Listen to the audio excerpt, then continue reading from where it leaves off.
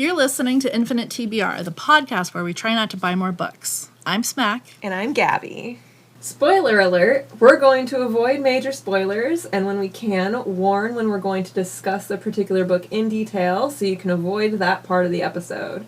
You can also check the show notes for time-stamped flags identifying potential spoilers. Happy New Year! We say it's February 5th. My December was overwhelming. Your January was overwhelming. Was the most insane month I've had in years. But now it's notwithstanding the February. pandemic. Well, everything is. Yeah. Everything from now on gets a little asterisk. Yeah. Except for the pandemic. So I did make a list of all of my holiday book hauls. And I, for the first time in my life, did not receive a single book for Christmas. So I'm not sure it's worth me going through all these. No, I definitely want to hear those. Oh, okay. Because I spent all of my Christmas gift cards on pre-orders, which I am sure we will go for at some point. So I think... Also, I just love to hear about your book hauls. Like, okay. These are books I get to read for free. It's true. That's very true. My book hauls are your book hauls. Exactly. Also, I was really pleased with my pun for, it's the holidays, book hauls, book hauls. Oh, that's bad. So as we do those first, and then we'll do a 2021 roundup, and then we'll talk about what we have to look forward to in 2022. That sounds perfect. Okay. So I will say that I could very well be forgetting some. The only presents from other people to me for the holidays.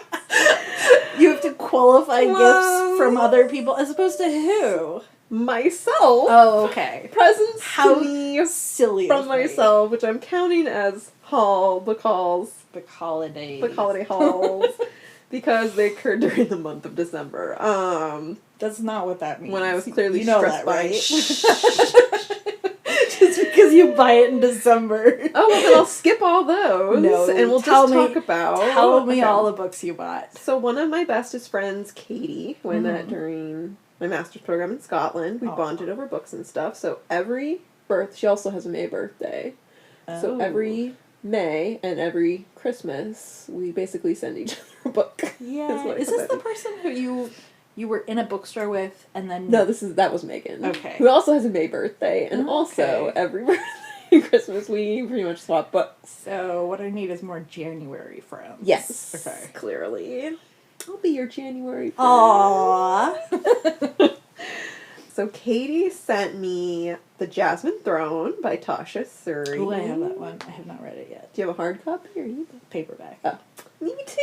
Oh my gosh! I was gonna read it, but it's a chunky book. I'm so excited about it. I really, the sequel's about to come out, but, I don't know. I have a hard time reading I have to be fat careful books more than once. Don't remember what that one's about. It's a lesbian Indian inspired. Forbidden magic, a captive princess. Gotta save their empire from a treacherous brother. I like it. Cool. Very excited about that one. Yes, the cover's gorgeous. The cover's gorgeous! And then Tide Song by Wendy Xu, which I've already read. It's adorable. Is it? It's about... Oh, that's the one with all the dragons that you texted me. Yeah! They're so cute. A perfectly normal number of texts with pictures. The adorableness of the dragon, yes. It's about a girl who's wants to apply to go to the really fancy magic academy, so her mother and her grandmother send her to her aunt, right? And then she meets a sea dragon and then accidentally turns him into a person or basically. Well, he saves her life, and in doing so their magic kind of gets tangled, messed up. Mm-hmm. And then it's a little bit more complicated than that, because it's they both they're the reason the magic got entangled the way it did is because they're both kind of in the same space emotionally and mentally. Oh, okay. And they both kind of have to overcome Aww. and grow, and aww, it's so cute. And then there's this little dragon that reminded me of my little monster. Hello, little monster. Hi. And then, of course, there was your Sirens investment in my book Call from Sirens, which we discussed in another episode. Yes. So that was everything I got from other people. And then there were all the presents I got for myself. Yeah, December was very stressful. So every time you got stressed, you just bought another book? Pretty much. I read one of it was I read Wolf Song. Right. And by T.J. Klune. Mm-hmm. And it's one of his older books. Yes. So I think self-published. Yes. Just, it's gay werewolves. Basically. That's it. That's what the book. And like a lot of tragedy. Yeah. Tragedy and gay werewolves. So much tragedy. A lot of people see it as like comfort read, and I'm not sure I would call it comforting. I could see it. In some ways, yes. I didn't find it comforting. Like the tragedy like really offsets the adorableness, so you kind of end up emotionally neutral. There's this like hurt comfort thing that comes in. Yeah. Which I think is what would appeal to. I don't know. It would definitely have appealed to my 10-year younger self. Right. Would have lost my shit over the hurt comfort. But it's candy to my brain right now. So like That's after I read fair. the first one, I was like, okay, and bought the other 3. So now I'm invested, literally. Literally. I'm actually reading the 4th one now.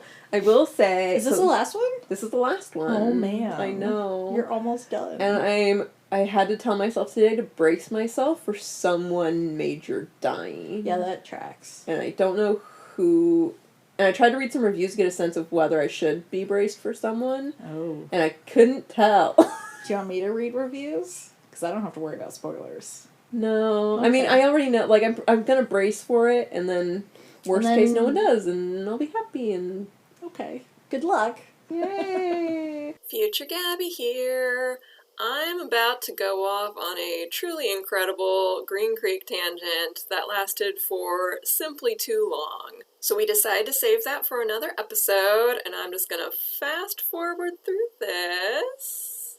So one of it was I read one. So I went off a little bit. Just a bit. Just a tiny little bit. On the Green Creek series. A short episode long tangent. And then we took a dinner break. So I think we decided we're going to keep that. Maybe you guys stitch can it hear together. about the Green Creek gay werewolves Yep. some other time in the future. Time. So I got those. And I also got his Wizards of Verania, I think is the name of the... It's like another quartet or quintet. And I got the first one a long time ago. It's not a recent. It's another self-published thing. He might be finishing them up now, just to like tie them off. Especially now that he has like a fan base and an audience. And... But when I was doing this, like, you know, stress shopping, I was having trouble finding some of them, which is why I went ahead and got all of them, because I was afraid I would never be able to find them hard copy again. Oh dear. So I got all of them, but I haven't read any of those yet. Did but you I go imagine in they'll person? be Is all this stress shopping in person or online? online. Okay. Just checking. I found some of them. Some of them I was able to special order through Mysterious Galaxy. Some of them I was able to buy on bookshop.org through the Sirens. And I just bought them through the Sirens. That's good. So that they could get some money. And then unfortunately, some weren't available anywhere and I had to Amazon them. It's unfortunate. And then I finally caved and got a copy of The Baron of Magister Valley by Stephen Brust. That's like the Count of Monte Cristo retelling. And this is by Stephen Brust did this series. It's like comedy fantasy kind of. He did Of Count of Monte Cristo? Well, I don't know what that one's like. Okay. But if it's like any of his other writing, it'll be Amusing? Amusing, yeah. Okay. He did like a very long series. I don't remember what the whole series is called, but it's like about a jaded ex-assassin, and it's just, I remember That sounds we read it in delightful. like high school or college. It was hilarious. Keep meaning to revisit it. Those ones are always scary to revisit. I know. They might not hold up. I know. I got a copy of A Marvelous Light by Freya Marsk, which I actually had pre-ordered a really long... Probably like way back during the book crawls, probably when I pre-ordered that one. That's like 6 months. I know, and it finally came in. That one sounds familiar. That one is Red, White, and Royal Blue meets Jonathan Strange and Mr. Norrell. What? Edwardian England Magic Contracts and Conspiracies. And it's like the main character is struggling to be a good older brother. Aww. And has to deal with a cold and prickly counterpart in a magical bureaucracy. Yay! Is that the one that's like pink and purple all over the cover? Mm-hmm. I think it's in blue. Okay, I've seen a lot of people who really liked that one. I've heard. You should read that before you get to the rest of your smack shelf. Should I? Yes. So the other problem with that is that it's the first of what's going to be X amount of books. Oh. So I need to be careful about that one. Oh. But I think the second one's like hopefully same universe. I think it's same universe, different characters. So I think I'm Okay. good. I think I'm okay. Those are very helpful. Mm-hmm. Is that because you want to get your hands on it? Okay. Mm-hmm. Well, anything you wanna... Before you get to the rest of the smack shelf, because And that'll you take want- forever. This is going to go on. This dynamic is going to go on all year. You should read that before you read the 36 Mhm. books, so I don't have to find out where to put them. Mm-hmm. I got Curses Foiled Again by Sarah Trevor, mostly because... That one, the I've seen name is that. nice. Yes. You read that? Yes. That's the one with the vampire and the guy who just doesn't think vampires are very impressive. And it looks That one funny sounded and really adorable. funny. Yeah. Finally got a copy of A Matter of Magic by Patricia C. Reed because I got that during last year's book crawl from Warwick's and then it got sent to a USPS facility in Los Angeles and got lost. What? And Warwick's wouldn't do anything about it. USPS quote unquote did something about it and then they give up after 3 months or Jesus whatever. Christ. So you paid for a book and didn't get it? Mhm. So you had to buy it again? Mhm. God damn it, Warwick's. I know. So, and I got Wings of Renewal, a Solar Punk Dragon anthology. Oh, yeah. By Claudia Arsenal and Brenda J. Pearson. And that That'll looks be good. cute. I got myself a copy of Beneath the Moon, Fairy Tales, Myths, and Divine Stories from Around the World by Yoshi Yoshitani, which is this cute, like, illustrated, like, almost like a coffee table book of, like, different fairy tales from around the world. And they're, like, one page, Right. maybe two, like, Doable. of the whole thing.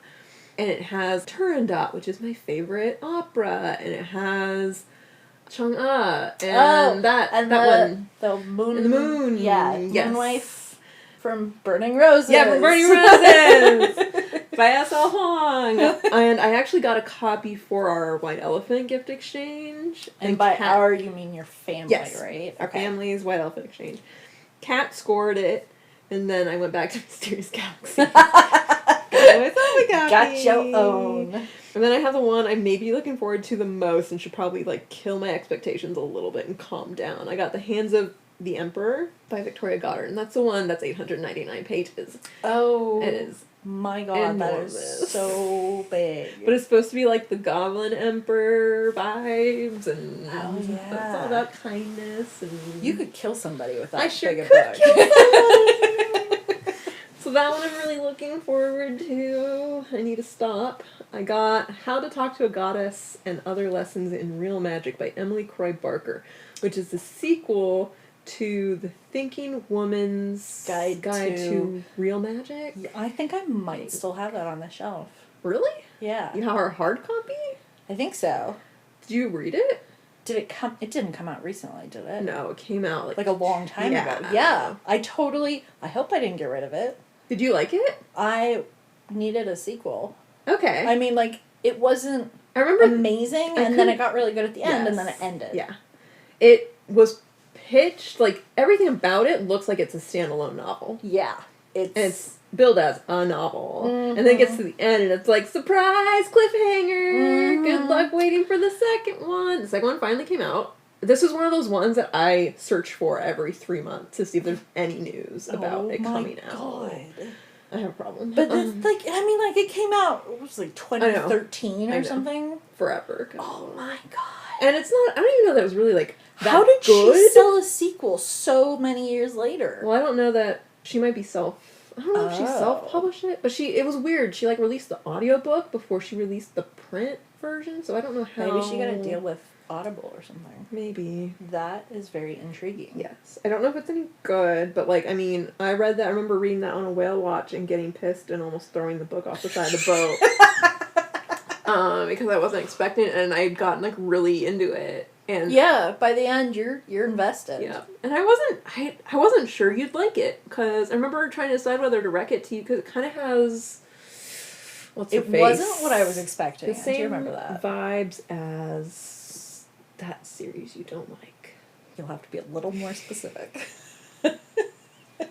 That's with the problematic vampire thing. Really popular. Deborah Harkness. Oh my god. So I thought it was the same vibes as that, which I haven't read. Discovery of Witches. Yeah, Discovery of Witches, thank you. No, they're very different. Oh, are they? Okay. I think. I mean, it's been so many Right, years, it's like, been who knows, but like... Anyway, so the sequel finally came out. I have no idea if it's Tell me again what it's the called. end. How to Talk to a Goddess and Other Lessons in Real Magic. So who knows? That's so weird. I know. It's like the only one, like, I regularly search for Dresden File sequels, and those are Okay. finally coming out again. Yeah. I regularly search for this one that finally came Dresden out. Files is by who? Oh, sorry, by Jim Butcher. Oh, yeah. Okay. Yeah. I say that like anyone has not heard of Right. them. They're all over this bookshelf. Honestly surprised it's not like the next big, stupid... It's funny because there was a show, and the show was fun. No, it's not! Anyway, that's a whole other debate we have. And then, actually, the one I care the most about, and the one I think I'm less likely to get follow through on, is the Rune of Unmaking series by Madeline Howard, and that's like high fantasy. It was really small. Like, the first one came out, and then there was a long wait, and then the second one kind of snuck in there, and then it's been radio silent for years.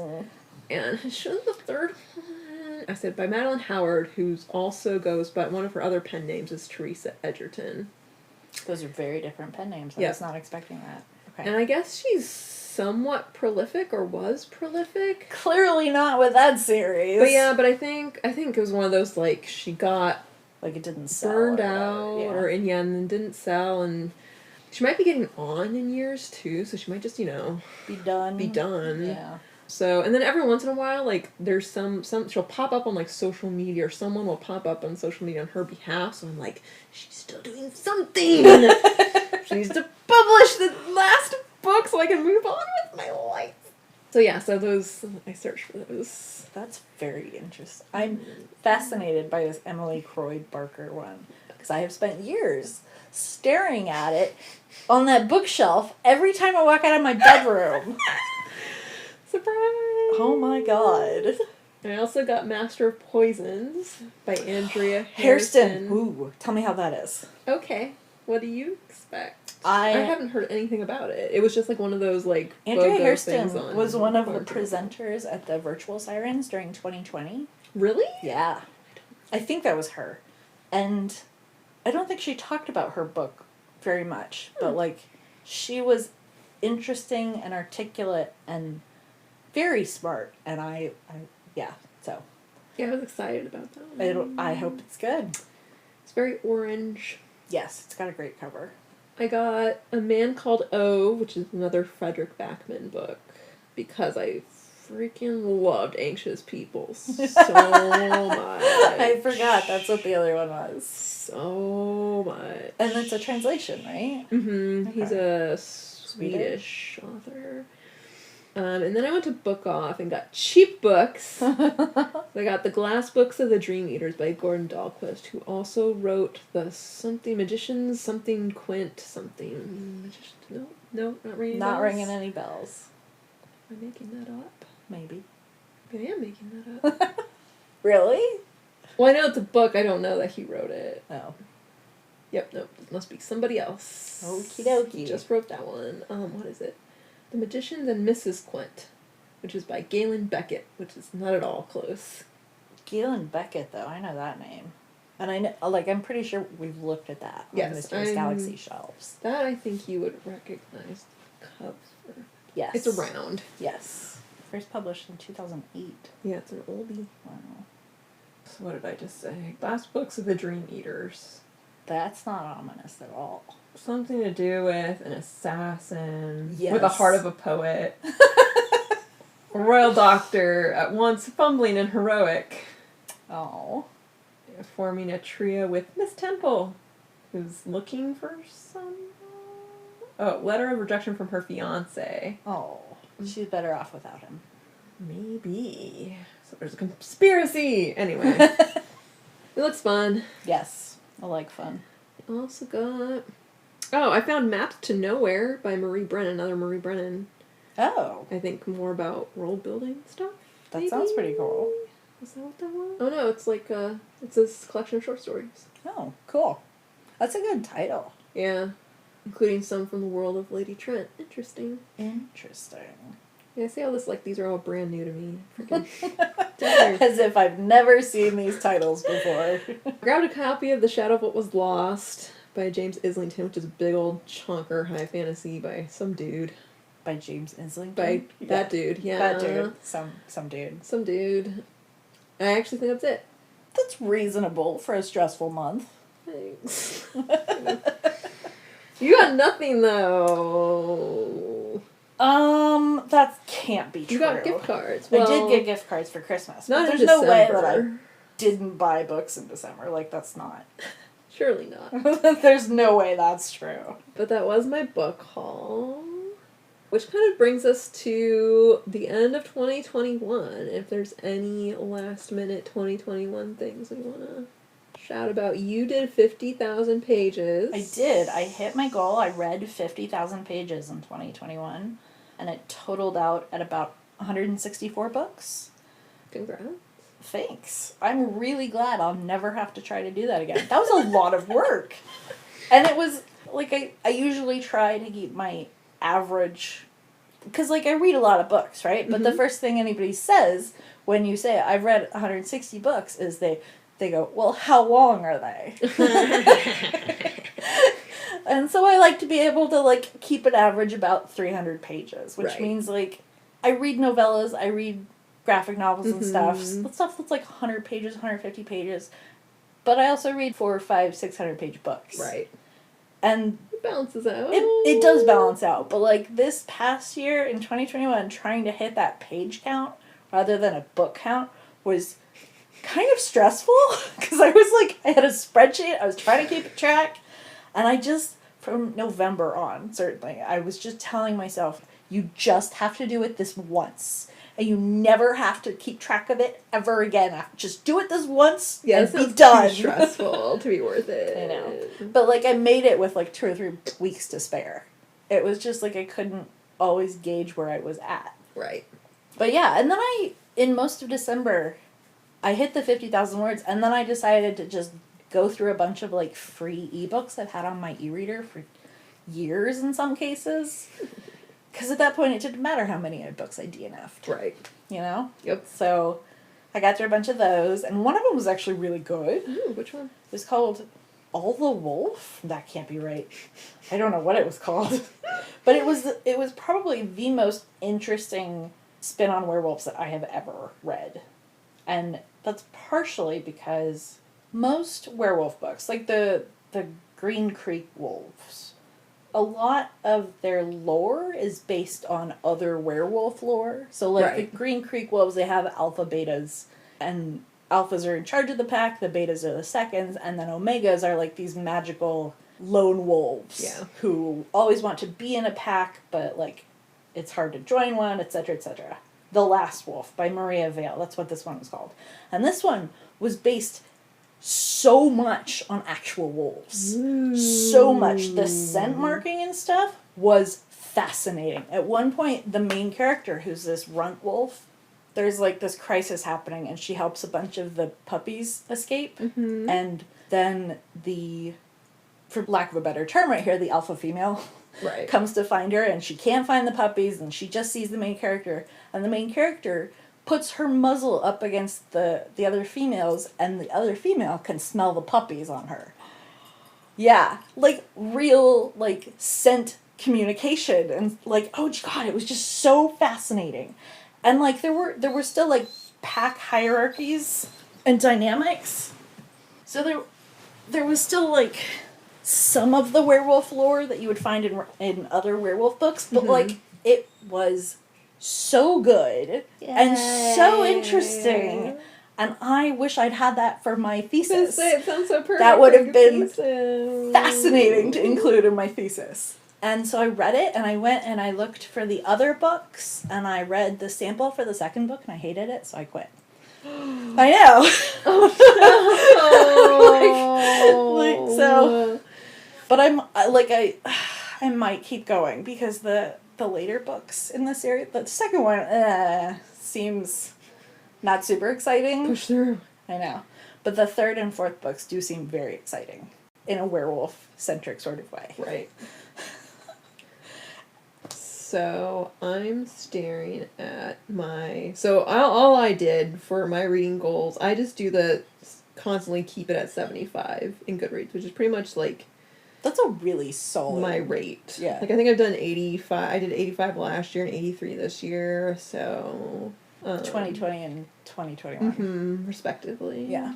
But I mean, like, everybody in 2020, I mean, that was the first time I read more than 150. Right.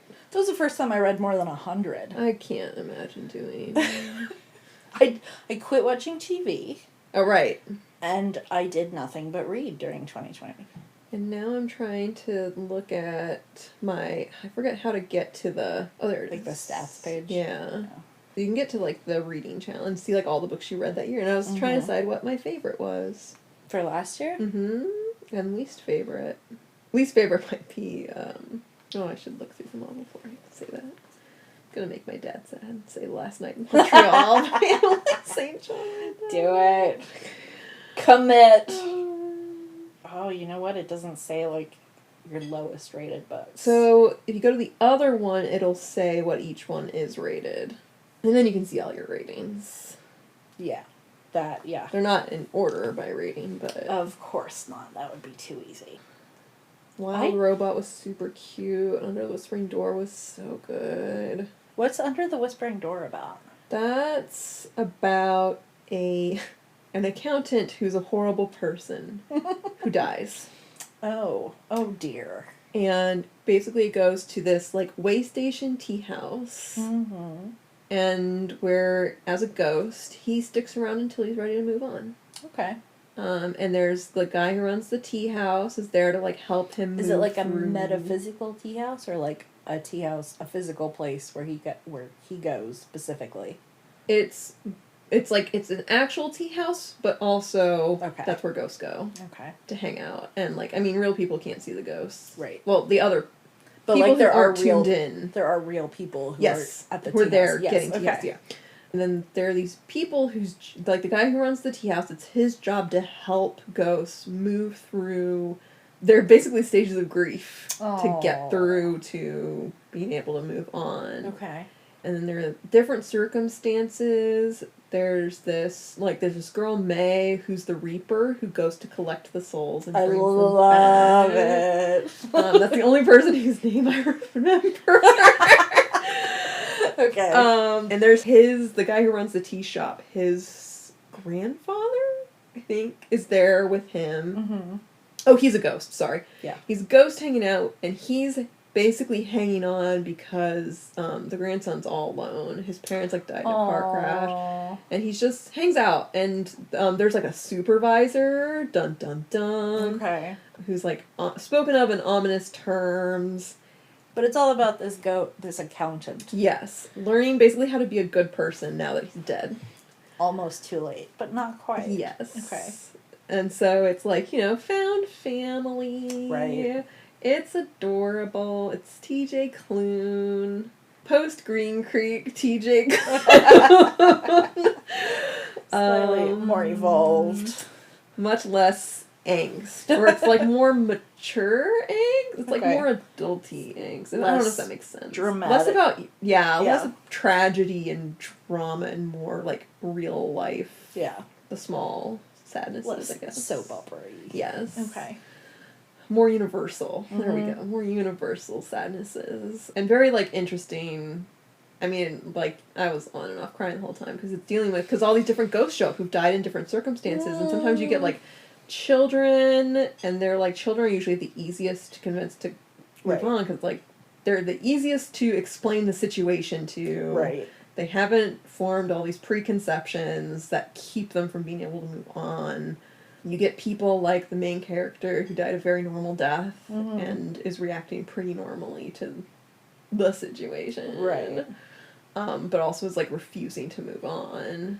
And also was a really sucky person and was kind of dealing with the fact that he kind of sucked. Yeah, and then there are these weird shades, which are people who get, like, they get untethered. Oh. They all have, like, these hooks in their chests that Really? are keeping them. Oh my god, that's interesting. And, yeah, there's this whole interesting, like, and, like, there's a whole question of, like, what happens to them if they get untethered, or they can almost, like, basically go feral.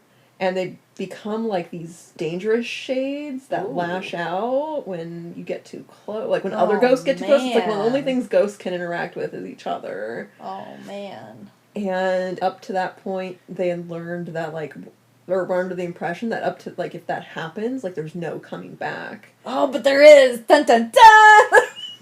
I love it. So, yeah, so it's really good. That was definitely a highlight. Sounds like fun. I think... I liked Under the Cerulean Sea more. It was okay. Under the Cerulean Sea was fuzzier. Is that Under the Cerulean Sea and Under the Whispering Door? The House of the Cerulean Sea. The House in the Cerulean Sea. Under the Whispering Door. 2 separate books. They might be in the same universe. Oh, that would be cool. Like I think there were winks about the House in the Cerulean Sea, but like not clear whether they're actually. I just realized that is a stag on the front cover. Did you? Wow. I never noticed. Really? Before. Oh my god. I'm very proud of you. I'm glad you made that journey. Wow. I take it there's a stag in the book? There is a stag in the book. Oh, wow. Who could have foreseen that? There's a significant stag in the book. More lumberjanes. Oh my god, the Carry On trilogy. Anxious People. I think I need to read that one. Yes, you do. Everyone needs to. So good. Didn't you send it home, though, or someone? Cat's reading it? Yeah, someone's Oh my god. Sorry. You should be. Oh, Six of Crows happened last year. That was last year. God, 2021 was so long. Oh my god. And the only reason we read that was because the TV show came out. Yep. Oh my god. That was like, we started that like last March? April? Because we read the entire... Yeah, you guys read that first. Yeah. And then, yeah. Verdugo. Do you know if you're on her newsletter and you tell it your birthday, you get like a special like happy birthday thing that it sends you? And it's completely, automated, but it's still very nice. But it's very nice. It's cute. They're the Nevo books. Yeah, those were good. Do you know, I think the first book I read last year, I'd kind of forgotten about this. The first book I read last year in 2021 was 10 Lessons for a Post-Pandemic World. By that guy on CNN. What's his name? But Fareed Zakaria. It was a good book. I bet. And it was very readable and interesting and thoughtful. But man, we had some high hopes. City We Became was last year. The City We Became? Oh, yeah. The Genesis book. That was good. Yep, I think those were my big highlights. Oh my gosh. Yeah, after going through this whole list again, I'm like... I feel like every month had highlights. Oh yeah, we had some ups and downs. We sure did. To Kill a Kingdom was... To Kill a King. Is that the one with the siren angst? That's by Alexander Christo. That's the one with the murderous siren princess. Right. And the sad prince. Sad. He was captain of his ship at like age 19 or something. And he spends all his time being sad on the bow of the ship, which is called the Sad. I do actually want to read this. Oh my god. I mean, like, how much more sad could it be than... I don't even know what to compare it to. It just makes you roll your eyes. It's one of those where you're rolling your eyes constantly. And then I don't know if I already said this, but The Wild Robot by Peter Brown is also definitely worth... You might have mentioned it once or twice. It's so good. Isn't that the picture book? It was so cute! Okay. It wasn't a picture book. It was like somewhere between an MG and a... with illustrations in it. Meaning middle grade. Yes. And then I kept posting pictures of the illustrations. Yes. Because they were freaking adorable. They were very cute. But I thought, because like I hadn't seen you, and I thought perhaps you were reading a picture book to your nieces. I mean, I was doing that too. Okay. We also read, I started reading the sequel to them because they hadn't gotten their hands on the sequel yet, and I waltzed in with it, and they were like, "You have this!" Cool, Auntie Gabi. Yep. That's excellent. And then we also read I Want My Hat Back. I gave that I to Want Natalie. My Hat Back. Have you read that one? I have not, but it sounds like a delightful children's It's book. about a bear who's trying to get his hat back. A bear? I would not have guessed And that. he's asking all the woodland animals what has happened to his hat, and none of them have seen his hat. And the rabbit swears up and down he's definitely never seen a hat like that before. Nope, not once, not ever. And then, like, near the end of the book, he's like, "Wait, I've seen my hat." And he runs back to the rabbit, and he's like, "You're wearing my hat." And then they have a stare-off. Okay. And then, this is spoilers, by the way, for this children's book, I Want My Hat Back, through the author of who, I read that this year, actually, I think. John Klassen is the author of I Want My Hat Back. Oh man, you know what I read last January as well? Hmm. Spoiler alert by Olivia Dade. I will forever, like, it was wonderful, and I know we've talked about it, but I will forever, ever associate spoiler alert with January 6th. Oh, yeah. I keep Yep. forgetting that. I read so many Giant Days Days books. Completely OD'd. So they have a face-off. And The Rabbit and the Bear. The Rabbit and the Bear. Okay. And then the next page, the rabbit's gone. Strange practice. Sorry, we're looking at our Goodreads. The Icon. overview of our 2021 reading list. Looking at highlights. And Yes. Strange Practice by Vivian Shaw was on there. And Smack loved. I mean, like, the first book wasn't amazing. It's a trilogy, Mhm. but it's special in that it doesn't read like there's one single arc. I mean, it's not like Hunger Games where you're like, this is book 1, this is book 2, this is book 3. Right. The whole world changes by the end of book... I mean, the whole world does change by the end of book 3. But they're not standalone. Like, you couldn't start in the middle. You could start in the middle. No. I'm equivocating a lot right now. But... But, like, every book stood on its own way more than most trilogies do. If you plan a trilogy, you have, like, an overarching goal that you want the hero, or the protagonist at least, to a journey for your hero, Yes. if you will. That looks probably nothing like the hero's journey, because that's overrated. Right. But Exactly. every book held its plot and the world building for that book together very well. Interesting. And every book built on each other, and it's technically a trilogy, but, like, it's one of those books where, like, you could just keep going, except that the stakes are raised in each one, and the third one, the entire world is the stakes. Dun dun dun. I know. And the formatting, like, God. Anyone who's read these books will know what I mean. Shut But the up. formatting in the third book is so unique and wonderful. So the bear and the rabbit have a face-off. And then the rabbit disappears in the next page. What? And then someone's like, "Hey, have you seen a rabbit?" And the bear's like, "I definitely haven't seen a rabbit anywhere. Nope, never seen a rabbit around these parts." Why? Why wouldn't they rat? I'd rat The them out. suggestion is that the bear ate the rabbit. Oh, okay, that makes way more Yes. sense. Okay. Supposed to be both dark and funny. It is. Eat your nemesis. That's the moral Eat. of this story. You're thieves. So that was I think that's 2021. I'm going to reread Strange Practice. You should Yeah, read so it now as we well. come to what our plans are for 2022. Oh, yeah. And you said that 2022 is the year of indulgences and rereads. Yes, that's my plan. I'm not doing page goals. I am lowering my book count from 150 to 100. Totally manageable. I know. I might do other things this year. What? I know.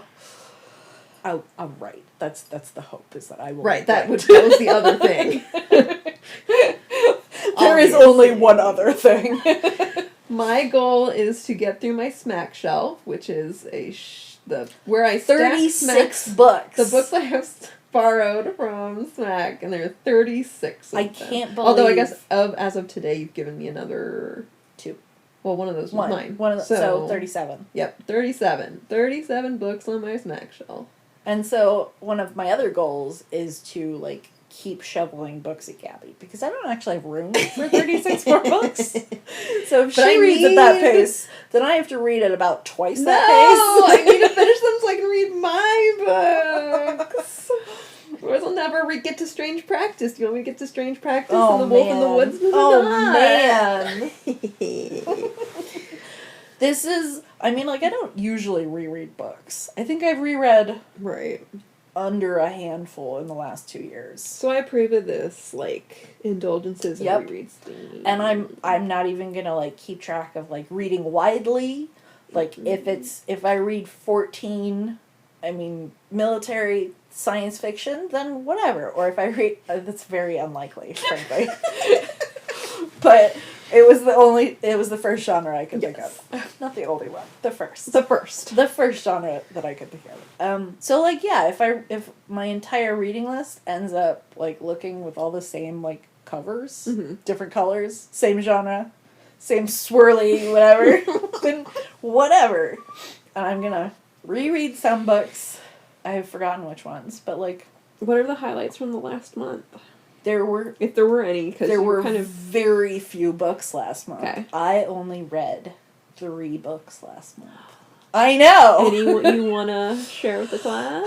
Oh, boy. Okay. So of those 3 books, one of them... I wonder what you could possibly be about to talk about. One of them was Citizen by Claudia Rankine, and that was really good. It's a novel in verse with visual art in it, and it's about racism as well as racism specifically in America, but also a little bit worldwide. There was this really interesting section where there's prose, and then in between the prose are these stills from the World Cup in like 2008-ish, where the French player Zinedine Zidane headbutted a black guy on the other team. And at the time, a lot of people were just like, whatever, he overstepped, he attacked a member of the opposing team, but not nobody, and I was only 18 at the time, so I missed all the nuances of this. Sure. But, like... I didn't even hear about this, so... Yeah. I was, like, I kept flipping back and forth, and, like, looking at the captions, and I was like, I had completely forgotten about this. Because prior to that, I'd been like, yeah, he's a cool player, he's really good at what he does, the World Cup is amazing, go France. But, like, he did that, and you're like, what the hell is the matter with you? Headbutting somebody because you're...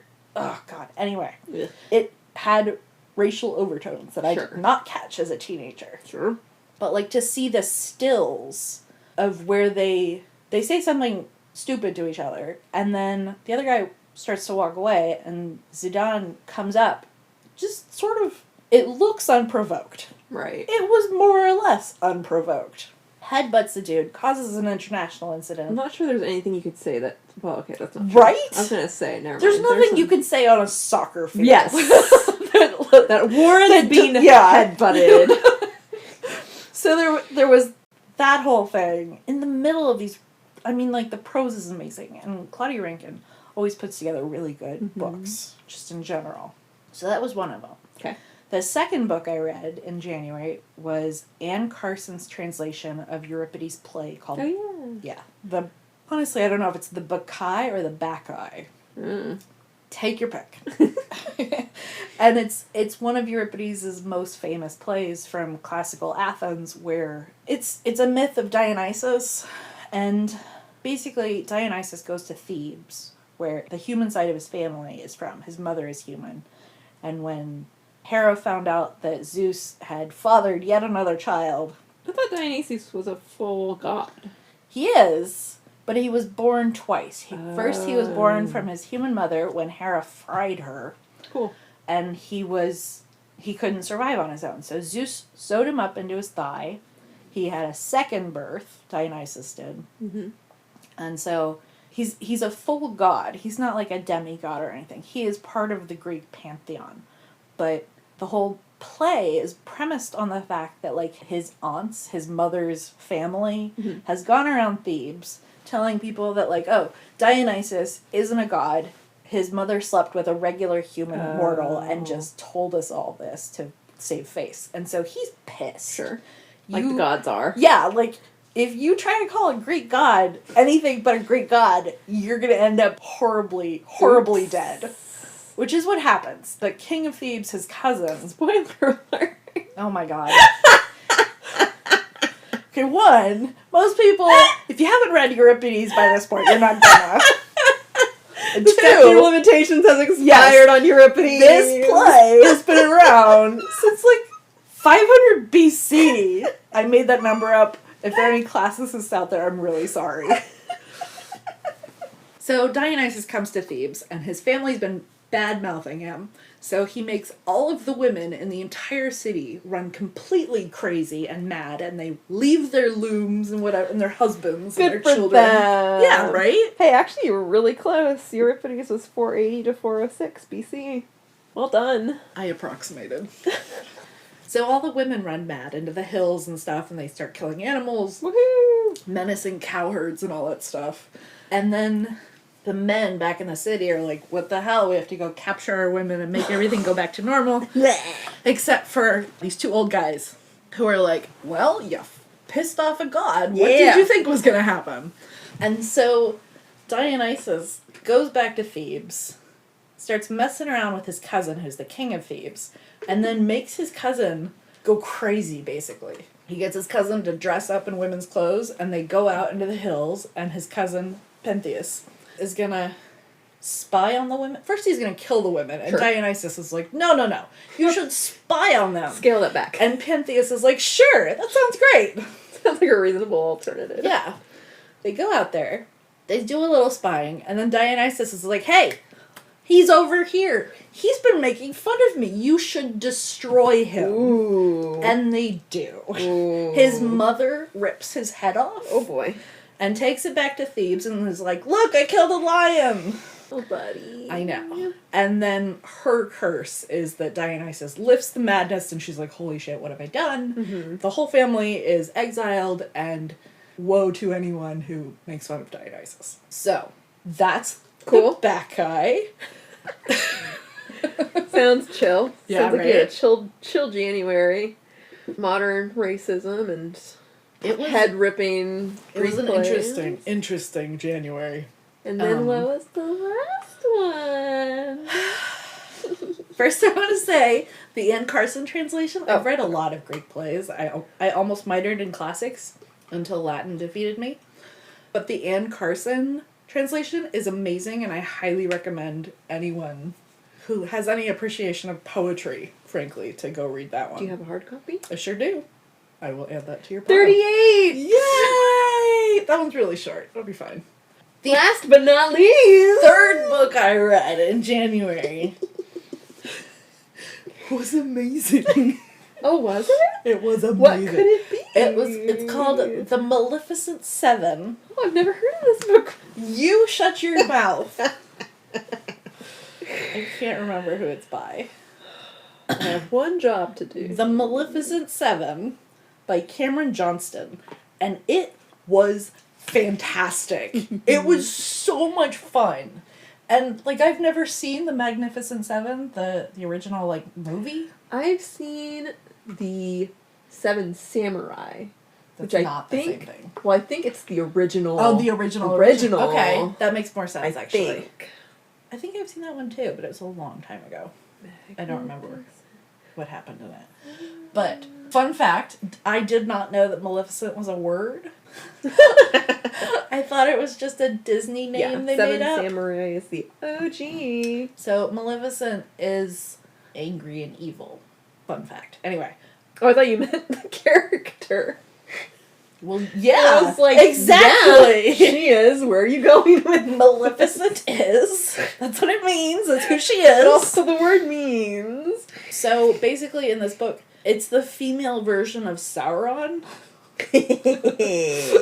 And she's called Black Heron, and she, out of revenge, we don't know what she's avenging herself from, but somebody wronged her, and in response, she raised the worst army the world has ever seen. She marched across an entire continent, conquering and destroying everything in her path. And then the book starts Get it, girl. on the evening before her final triumphant removal of this queen / taking the throne, becoming the empress, etc. And so, like, you get this, like, intro where she's watching all the nobles who've been resisting her being, like, crucified and hung and quartered and all that stuff. Then she exchanged some witty banter with her, like, second in command. And then she goes into her tent by herself and is, like, sighing at her demons and going, I'm kind of bored. Why have I done? Am I really invested in how tomorrow turns out? Not really. Let's start another plan. And then she vanishes, doesn't tell anyone where she's gone, and the army destroys itself, basically. I love this. Everyone turns on each other. There are terrible battles, vicious stuff where her 7 captains turn on each other. And then 40 years pass. She has a kid. That's why she left. She was pregnant. She thought, should I fulfill this dread bargain with the Duke of Hell? Or should I, perhaps, do something else? So, the world moved on, sort of. There is, like, this fanatical ideologue in charge of what would have been her empire. He took over. He filled the power vacuum, and there's this goddess that he worships. And everyone else, it's a whole thing. She's called the Golden One. And then they're marching south, and there's this tiny little town between 2 mountains that you have to go through to start conquering their southern neighbors. And it turns out that little town is where Black Heron has been living for the last 40 years. And she does not appreciate her home being overrun. So she... I know, right? So she tracks down her second in command and makes a deal with her and basically gathers up all of her old, now 6, generals. Not generals, captains. She's the general. And together they make 7 dread, horrific people. Yay! Just like the blackest souls you can come up with. There's Black Heron, who's a demonologist. There's a necromancer. There's a mad scientist. There's a scary orc lady who's like, apparently in this world, the longer an orc lives, the more they don't quit growing. So, like, this woman is ginormous and terrifying. Who else? There's a vampire lord, but he's like old school vampire. He would make Dracula shit in fear. And he does like shape changing and stuff. and he gets in fights and stuff with these fanatics and their fanatical magic or whatever. And it's easier for him to, like, chop off a limb and grow it back during the fight than it is to heal it. Like, he's scary. I mean, they're all scary. Yeah. And the necromancer's probably the scariest. So there's Black Heron, the necromancer, the vampire, the orc, the mad scientist. Second? Oh, the pirate queen. Okay. Who does, like, Black Heron's navy. Yeah, good. And... Demigod? Yeah, the war demigod! He's delightful. I don't want to spoil it. Yeah, don't He's delightful. spoil it. I'm not going to spoil anything. It is a wonderful... They're just terrible people. They also kill love people. each other. No, they hate each other. But They hate each other. No, there's no love lost. They hate each other. They kill people. They're completely indiscriminate in their torture, and the torture the vampire guy does is genuinely some of the most horrific stuff I've heard. Oh my god, it was amazing. And it's just bloody and fun, and it's like if Grimdark was actually fun to read. Right. And it's just such a dark delight. It's amazing. I highly recommend it to everyone. Cool. It was amazing. It's amazing. So you've had a good January. Other reading in the reading world, setting aside all the things that drove you to burn out. It was a good reading month. It was okay. Doable reading wise. Okay. I mean, those all sound like good, if not. I think sure I calling did you DNF fluffy, another book, but it was one of those freebies. Right. But like the hardest part is that when I'm really deep into my writing, I can't read. Mm-hmm, yeah. I can only keep one world in my head at a time, and I wrote an entire story in 2.5 weeks. So I didn't do any reading while that was happening. Oh, also, maps. Oh, yeah, That's where the Maleficent right. 7 comes in. We had pinned a discussion about maps because I said something about loving me a good map in the beginning of a book, and you I said, went, yeah. So, maps are fun. Yay, maps. They're pretty. So pretty. But, like, if you have to study them, Love it. somebody's doing something wrong.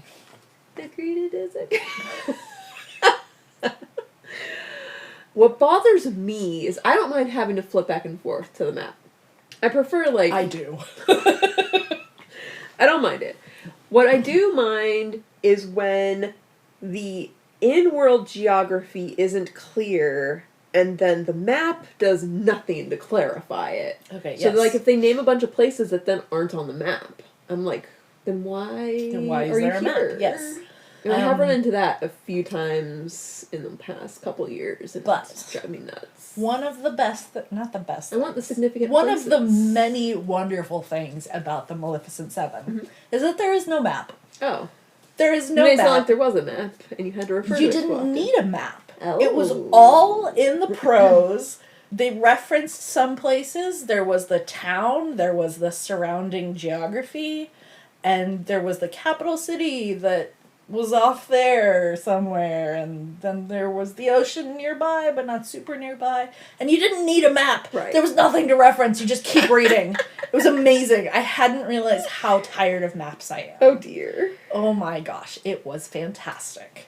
They're pretty. I mean, these maps are always pretty. Right. But like, I always like when they mention a place, being able to flip back and then, like, look at it and then, like, visualize where the places are, how far apart things are. And also, usually, if they're doing it right, you get a sense of how much the world is going to expand over the course of the book, which gives you, like, Over kind the of, like, course of the foreshadowing single book, yeah. perspective. And sometimes I kind of like that. yes. It depends. I mean, a lot of maps, a lot of books are not standalones. No. And it doesn't always make sense to put the money toward a map if it's only one book. No. And so, I do like being able to see how big the world in one book is going to be, but like, over several books, an entire map, it just seems like cheating. And also, I'm so tired of flipping back and forth, especially on an e-reader. You can't Oh, see yeah, that I could shit. see that being... I forgot you mostly do. No, I do half and half these days. Okay. 'Cause But still, it's so much more than I do. If I had to flip back and forth to do a map, that would also very much irritate me. I could see that. I mean, when I'm on my reader, sometimes I don't even look at the map, and if that impacts my reading, Right. like, I have an issue. So, Makes sense. mostly, I just loved the Maleficent 7 for Good. not doing that. Which kind of brings us to... What would be a good one for the middle? Here's hoping you rounded out 2021 in the way that you hoped to. Ooh, that's a good The way that you one. wanted to. This has been another episode of Infinite TBR. You can find us on our Twitter at Infinite TBR. And we are individually on Twitter as @WhatSmackSaid and @Gabalodon, which is like Megalodon, but Gab in the front of it. And you can find all our show notes at infinitetbr.com. If you have book recommendations for us or questions you want answered during the podcast, feel free to email us at itbrshelf@gmail.com.